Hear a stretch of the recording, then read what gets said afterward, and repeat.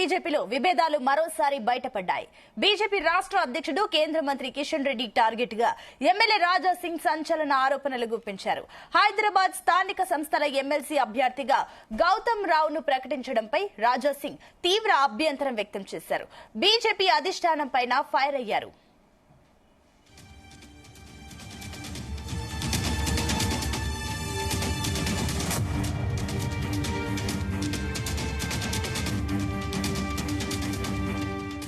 పార్టీలో ఎంత ముఖ్య నాయకుడైతే మాత్రం సికింద్రాబాద్ లోక్సభ నియోజకవర్గానికి చెందిన వారికే అవకాశం ఇస్తారా అని ప్రశ్నించారు రాజా సింగ్. మిగతా పార్లమెంట్ల పరిధిలో బీజేపీ సీనియర్ నాయకులు, కార్యకర్తలు ఇంకెవరూ కంటికి కనిపించలేదా అని కిషన్ రెడ్డి పేరును ప్రస్తావించకుండా తీవ్ర ఆగ్రహం వ్యక్తం చేశారు. మీకు గులాంగిరి చేసేటోళ్లకే పోస్టులు, టికెట్లు ఇస్తారా? టేబుల్ తుడిచే వాళ్లకే పెద్ద పోస్టులు అంటూ ఘాటు వ్యాఖ్యలు చేశారు. హైదరాబాద్ లో అభ్యర్థులే లేరా? అధిష్టానానికి సీనియర్లు, కార్యకర్తలు కనబడలేదా అని నిలదీశారు. తనకు పోటీగా అంబర్పేట నుంచి శ్రీరామనవమి శోభయాత్ర చేస్తున్నారని ఆగ్రహం వ్యక్తం చేశారు రాజా సింగ్.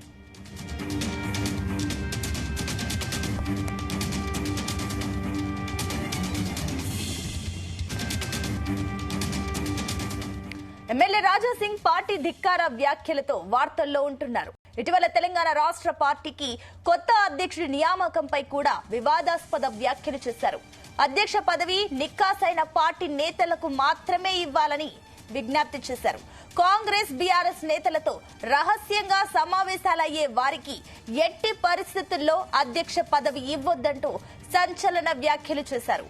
పార్టీ అధ్యక్షుడి కోసం పనిచేసే వారికి కాకుండా పార్టీకి, కార్యకర్తల కోసం పనిచేసే వారికి అధ్యక్ష బాధ్యతలు ఇస్తే బాగుంటుందని రాజా సింగ్ చేసిన వ్యాఖ్యలు బీజేపీలోనూ రాష్ట్ర రాజకీయాల్లోనూ హాట్ టాపిక్ గా మారాయి.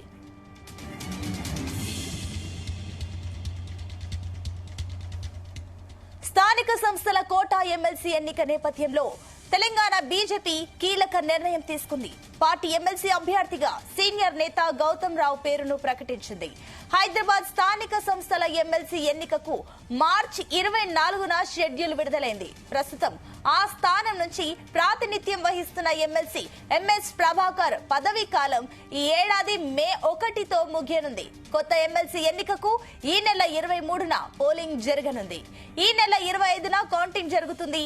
అయితే పార్టీ అభ్యర్థి ఎంపిక విషయంలో రాజా సింగ్ కామెంట్ల మీద బీజేపీలో చర్చ జరుగుతోంది.